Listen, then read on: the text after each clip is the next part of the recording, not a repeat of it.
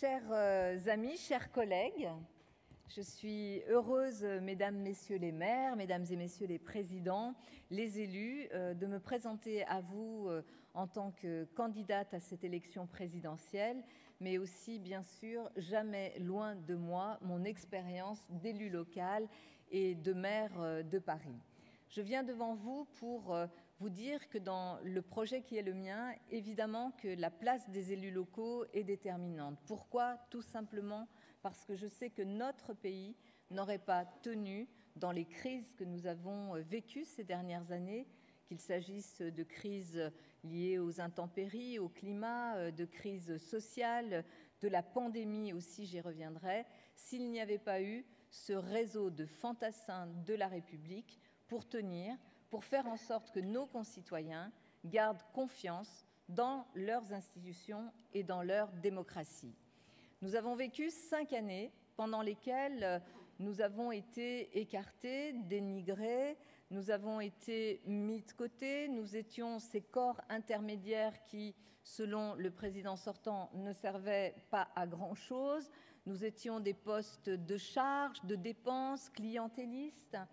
Il nous a même été dit lors du dernier congrès des maires, je m'en souviens, en ta présence, cher David, cher André, il nous a été dit que la décentralisation, ça n'existait pas, puisque l'État était un bloc avec un chef de l'État et des agents qui sont là, nous, les agents, élus locaux, agents, l'élection n'existant pas vraiment, pour exécuter les décisions d'un État dans lesquelles il n'y avait pas besoin d'avoir ni des corps intermédiaires et encore moins, évidemment, des pouvoirs locaux ou des contre-pouvoirs. Nous sortons de ces 5 années, je crois, avec une interprétation de la centralisation qui est peut-être un réflexe jacobin de notre pays, mais tellement excessive que notre pays a été très, très largement, je crois, entravé dans la créativité qui est la sienne. Et pourtant, elle est là. Alors bien sûr, mon projet pour la France s'appuie sur cette vision d'une République décentralisée, réellement décentralisée, qui reconnaisse les pouvoirs locaux non pas comme des contre-pouvoirs ou des acteurs parmi d'autres, non, comme des points d'appui, les communes, les départements, les régions, des points d'appui pour l'action dans notre pays, pour l'action économique, pour l'action sociale et aussi bien sûr pour la transition écologique, mais comme des points d'appui essentiels de la démocratie. Je suis maire de Paris, mais je suis totalement girondine. Totalement girondine, et je le dis souvent, on me dit, mais maire de la capitale, est-ce que ça ne veut pas dire qu'on a une vision centralisée? Non. Maire de la capitale, c'est quoi? C'est être l'expression du pouvoir du peuple de Paris.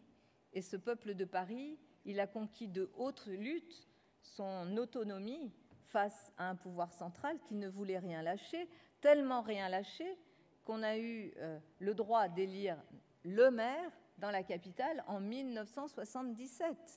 Donc c'est très récent à l'échelle de notre démocratie.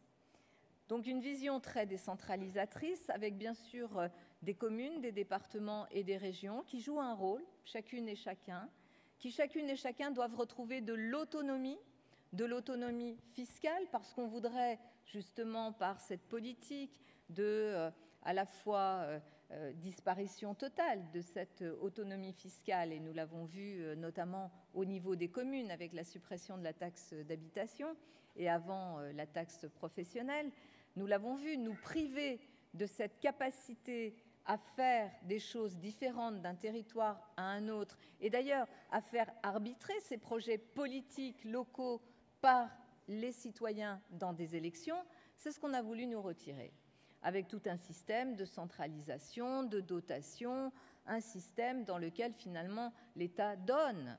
Pardon, si on est gentil, on a plus. Si on rouspète un peu, on a beaucoup moins. Voilà, on pourra faire le film de ce qui a été octroyé par l'État central, notamment dans le cadre du plan de relance. Voilà, il y a certaines villes, 4,5 milliards pour Toulon, 2,5 milliards pour Nice. Mes collègues se sont bien débrouillés, mais pas grand-chose pour beaucoup d'autres. Donc, cette façon-là de concevoir finalement la récompense à celles et ceux qui, selon leur attitude, pouvaient bénéficier de moyens supplémentaires ou pas, est quelque chose avec lequel il faut rompre. Je suis pour un système démocratique dans lequel les élus puissent venir devant les citoyens se faire élire sur des projets et des projets qu'ils sont capables de financer en fonction de leur autonomie fiscale.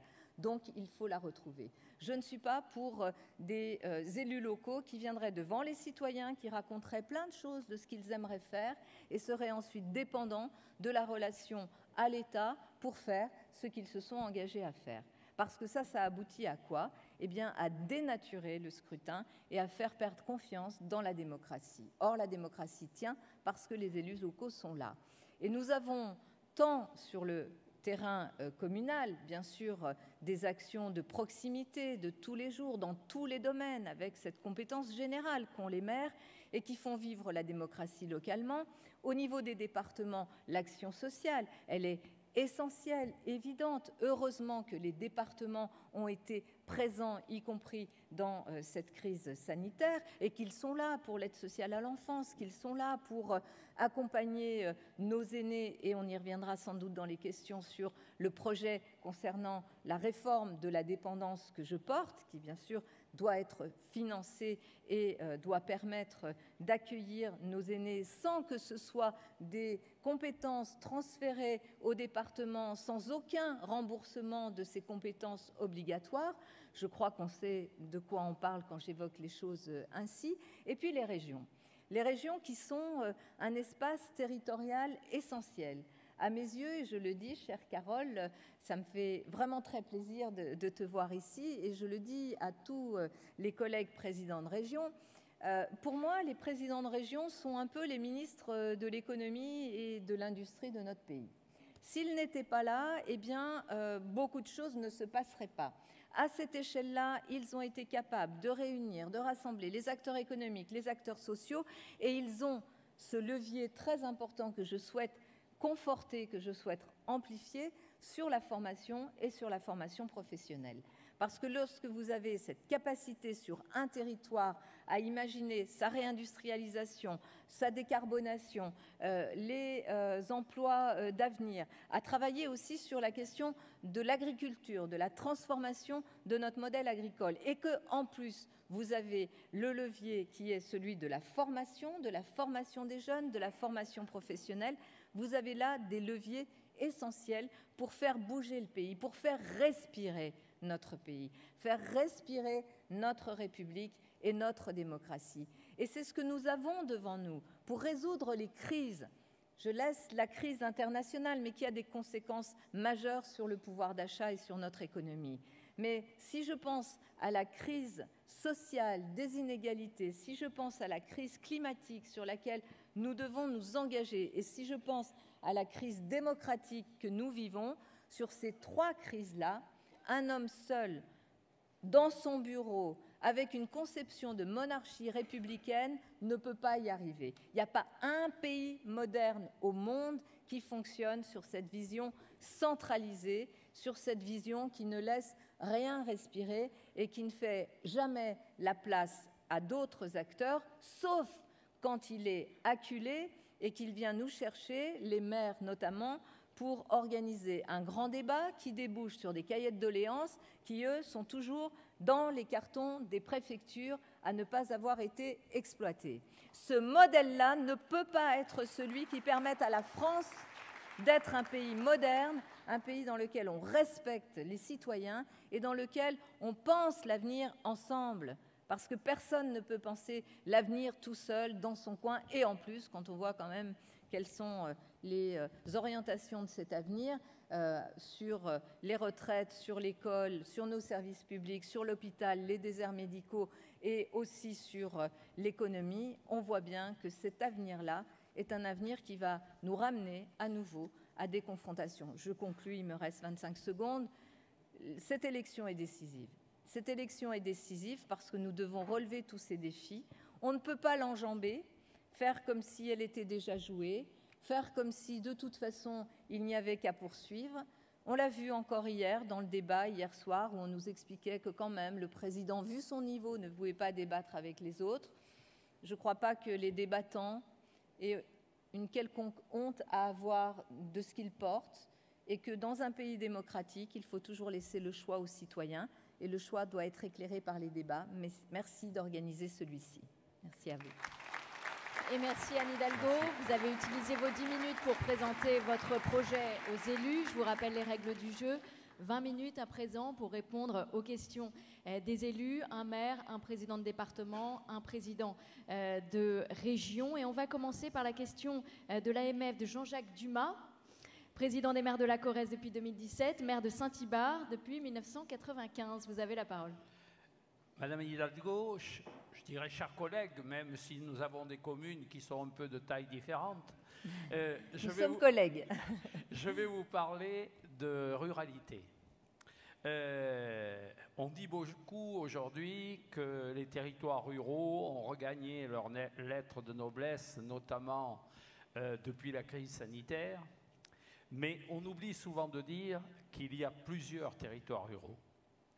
Il y a les territoires ruraux attractifs, ce sont ceux qui sont en général à proximité des métropoles, qui ont des mobilités modernes, rapides, qui sont proches des lieux de culture, qui sont proches des services médicaux et qui effectivement attirent de la population, et c'est en général de ces ruralités dont on parle.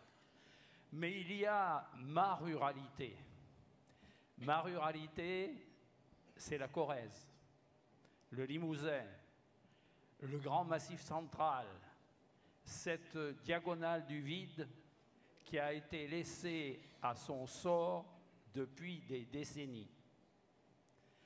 Savez-vous, chère Anne Hidalgo, que pour rejoindre votre belle capitale, nous mettons de la Corrèze en train demi-heure de plus qu'il y a 50 ans. 50 ans, demi-heure de plus. Je ne parlerai pas des lignes intérieures qui ferment les unes après les autres, faute d'entretien. Il y a des habitants dans nos territoires qui sont à 1 heure d'un service médical d'urgence. Il y a des territoires entiers où il n'y a plus de médecins généralistes. Alors, votre question, nous perdons des emplois, nous perdons de la population et la population vieillit. Alors, Madame Hidalgo, quelles sont vos solutions pour régler cette fracture territoriale et pour que notre région soit à égalité avec tous les territoires? La belle Corrèze et d'autres très beaux territoires. Vous posez la question, bien sûr, des inégalités territoriales qui se sont d'ailleurs amplifiées ces 5 dernières années. Qui se sont amplifiées. Pourquoi? Parce qu'on n'a pas du tout pris les bonnes décisions en matière, par exemple, de transport, de ferroviaire, d'aménagement, de modernisation, de réouverture d'un certain nombre de lignes. Même si les régions s'y sont beaucoup impliquées, elles ne peuvent pas faire toutes seules sans les budgets de l'État. On aurait pu utiliser le plan de relance. On aurait pu utiliser vraiment le plan de relance autrement que par des appels à projets pour amuser la galerie, pour faire beaucoup de communication, mais pour n'avoir aucun résultat à l'arrivée. Moi, je propose qu'on utilise et le plan de relance et des moyens d'investissement pour accompagner justement cette meilleure couverture ferroviaire, notamment pour desservir tous les territoires et les territoires les plus enclavés. Ça vaut aussi pour la fibre, pour le numérique, parce qu'il y a aussi aujourd'hui cette inégalité territoriale qui est liée notamment à la couverture du territoire pour pouvoir bénéficier de tous ces moyens aussi de communication à distance. Et puis, il y a, et vous l'avez dit, cette disparité terrible par la disparition des services publics, la fermeture des écoles. J'entends beaucoup de maires me dire notre école va fermer parce que on avait une classe qui ferme parce que il y avait 12 élèves et là on est à 11. Un moratoire là-dessus. Les écoles ne peuvent pas fermer en milieu rural. Il faut au contraire avoir ce lieu essentiel, service public essentiel de notre République pour pouvoir irriguer ces territoires et permettre la vie sur ces territoires-là. Il nous faut aussi, puisque vous avez posé la question des déserts médicaux, là encore, j'ai une proposition qui consiste à utiliser la réforme des études de médecine et notamment de la 4e année d'internat pour que ce soit une année de professionnalisation où l'on puisse envoyer les jeunes médecins en cours de professionnalisation dans les déserts médicaux, à la fois dans les hôpitaux, mais souvent ils ont fermé, les maternités, elles ont fermé, ce sont les pompiers qui assurent cela. Évidemment qu'il faut un moratoire, un plan de réinstallation des services publics pour pouvoir faire vivre ces territoires et un plan pour la mobilité. Mais comme il y a la mobilité collective, il y a aussi la mobilité individuelle. Et dans ma proposition, parce que vous le savez, je suis très engagée sur les questions d'écologie, il est clair que les déplacements, ça ne se gère pas pareil à Paris où on a une station de métro à moins de 10 minutes à pied de chez soi ou par exemple en Corrèze. Des gens ont besoin de leur voiture. En plus, là, ils sont quand même extrêmement pris à la gorge avec l'augmentation du prix de l'essence. Donc je propose un plan massif, d'abord pour accompagner l'achat de véhicules électriques, ce qui suppose un plan massif de bornes électriques dans le pays. Est-ce que vous aurez remarqué que dans le plan du gouvernement, il n'y a rien là-dessus ?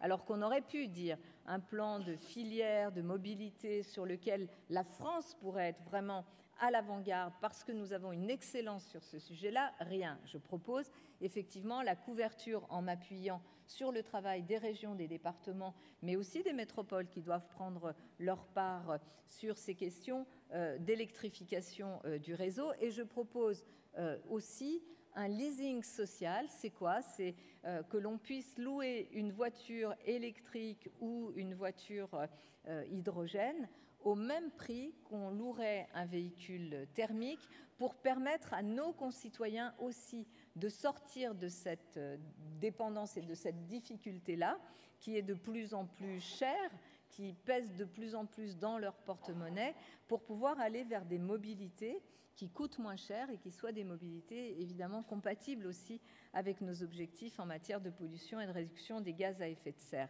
Donc pour moi, cet équilibre des territoires est absolument essentiel. Et évidemment qu'on ne peut pas imaginer cette France à plusieurs vitesses avec des métropoles qui entraîneraient, qui attireraient toute la richesse, l'activité, et des territoires ruraux qui seraient ceux qui sont en deuxième ligne par rapport à ces métropoles qui se désertifieraient. Parce qu'on a besoin, évidemment, de pouvoir s'appuyer aussi sur la richesse de ces territoires, mais ça passe pas simplement par des paroles, par des plans d'investissement, par une programmation très précise qui elle-même s'appuie sur qui ?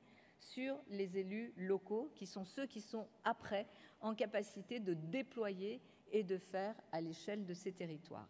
Alors, deux autres questions à venir d'élus. On est à l'échelon départemental maintenant. On va parler jeunesse et minima sociaux avec Jean-Claude Leblois, qui est président du conseil départemental de la Haute-Vienne. Merci. Bonjour, Madame Hidalgo. Bonjour. Les départements, on le sait tous, sont confirmés depuis plusieurs années comme les collectivités ayant en charge les solidarités territoriales et également les solidarités humaines, avec des missions qui les amènent à intervenir à travers tous les âges de la vie, avec la PMI, la protection maternelle infantile, jusqu'à la gestion des collèges, à la prise en charge aussi des bénéficiaires du RSA et l'accompagnement des personnes dépendantes, des personnes âgées et des personnes handicapées. Ces missions, on l'a vu, ont été particulièrement mises en lumière dans la gestion de la crise du Covid récemment, mais cette crise a révélé de façon crue les fragilités des jeunes, des populations jeunes dont on a pu constater pour un grand nombre l'isolement et la précarité. Et on a également pu remarquer, souligner la vulnérabilité des personnes les plus âgées où là, très clairement, ont été mis en évidence les angles morts de nos politiques publiques. Alors bien entendu, les départements ont été au rendez-vous de la solidarité et de la proximité, mais aujourd'hui, il semble important de franchir une étape et de tirer les leçons de cette crise. Alors, j'en viens à ma question et je vois bien votre remarque, votre regard.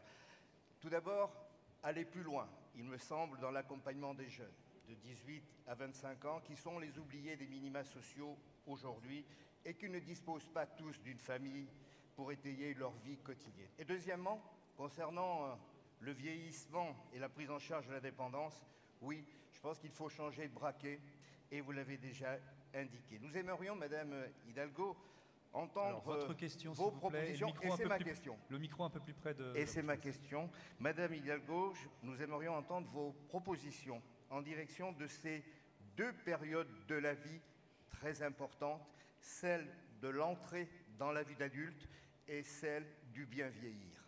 Merci. Merci. Je partage complètement tout le constat que vous avez posé et sur le rôle, bien sûr, des départements pour la solidarité avec toutes les populations. Les jeunes, d'abord. Les jeunes qui sont précaires, qui sont en difficulté, des jeunes, je pense aux jeunes étudiants, des familles modestes, des classes moyennes qui quittent ou leur village ou leur ville qui n'est pas universitaire, qui vont dans la ville universitaire, qui n'ont pas les moyens en général de se loger, qui, on l'a vu dans cette pandémie, ont un petit boulot à côté, mais un petit boulot qui prend aussi sur les études. Et quand le petit boulot tombe parce que la situation, on l'a vu pendant la pandémie, fait qu'ils n'avaient plus de travail, se retrouvent à aller grossir ces fils d'aide alimentaire. Et d'ailleurs, ça ne se tarit pas. Ça ne se tarit pas. Je propose la création d'un minimum jeunesse de 564 € par mois pour ces jeunes, pour leur permettre justement de passer ces situations d'urgence, bien sûr sur conditions de ressources, pour leur permettre d'avancer. J'ai une autre proposition aussi, mais qui touche plutôt les compétences des régions, qui est de généraliser pour les jeunes les formations en alternance post-bac.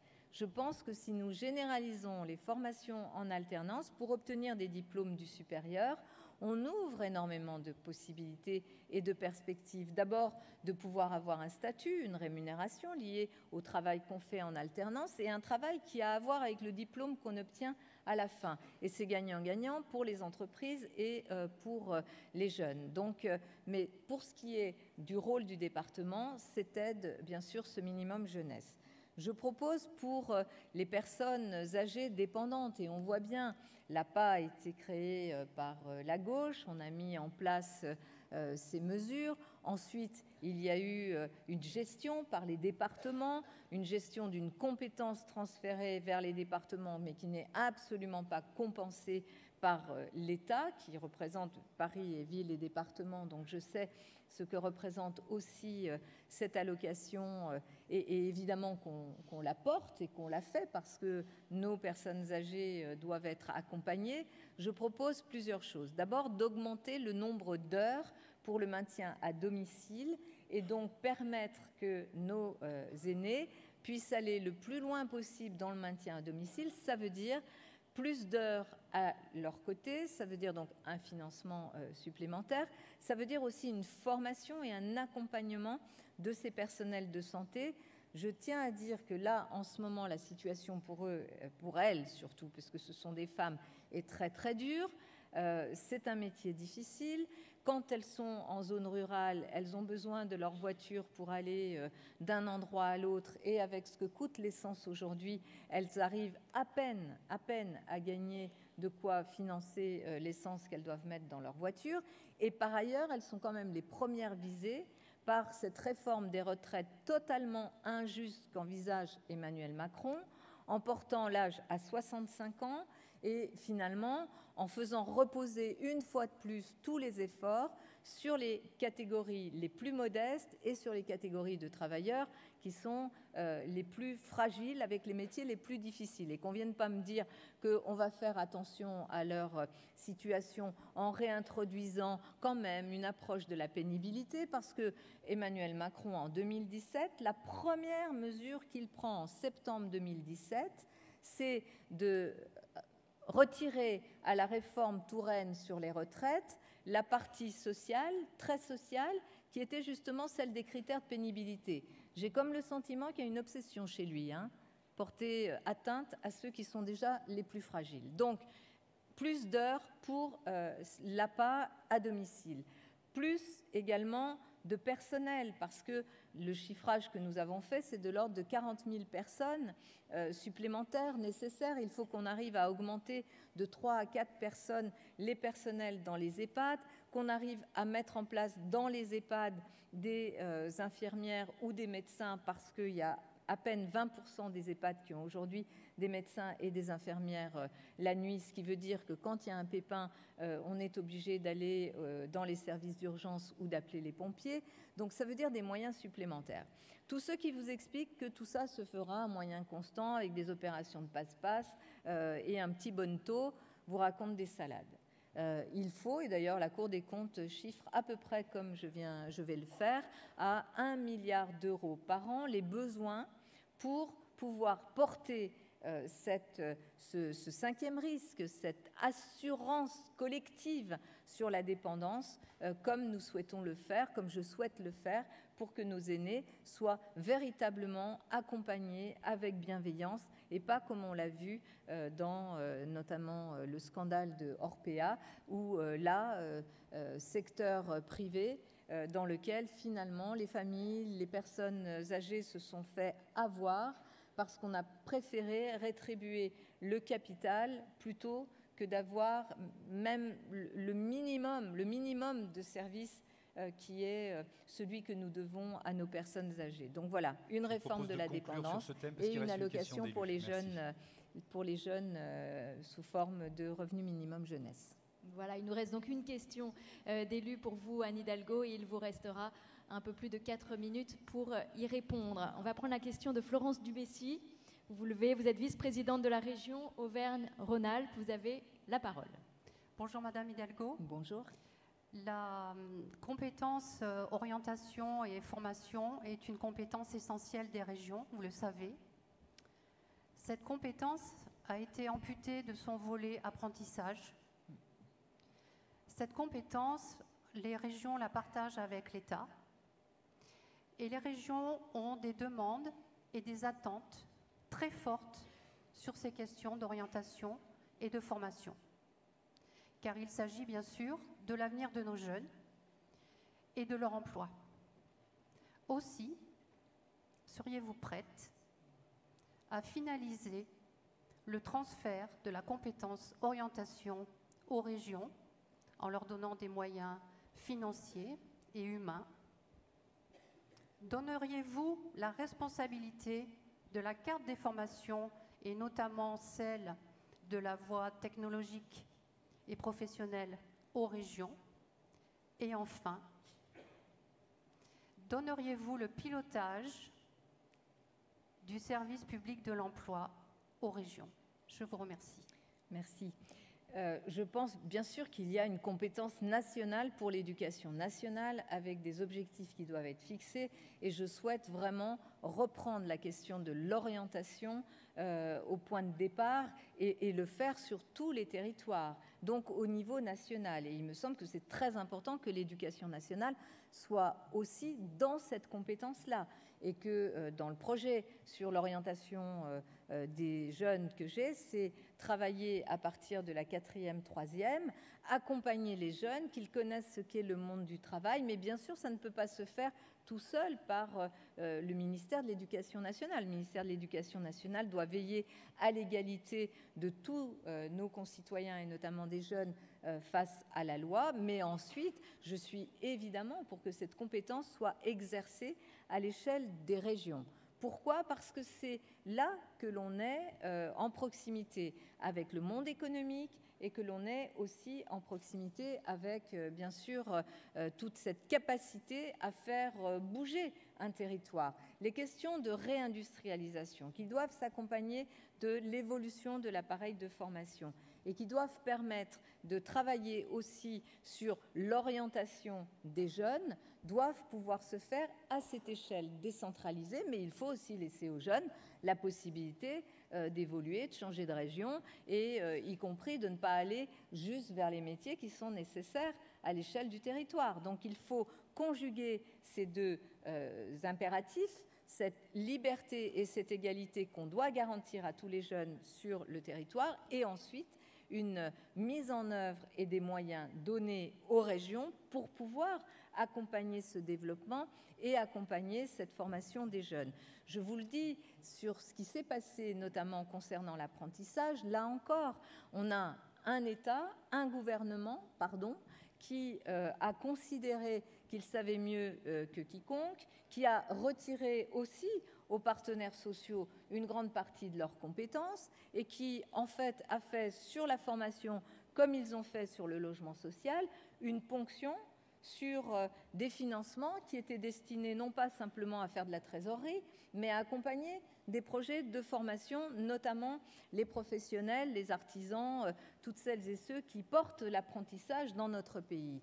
Je le redis, cette vision-là d'une société dirigée où, dans un bureau de Bercy, ils ont beaucoup de compétences, des inspecteurs des finances, mais ils n'ont peut-être pas forcément une belle compréhension de la réalité de notre pays. Ça ne peut pas donner un pays moderne qui comprend les enjeux et qui est en rapport direct avec les besoins de la population. Et ça ne peut pas donner un pays qui respire, un pays qui va de l'avant, un pays qui assume sa transition écologique sans laisser personne de côté et qui s'appuie sur ces niveaux de démocratie locale que sont justement nos collectivités. C'est cela qu'il nous faut changer.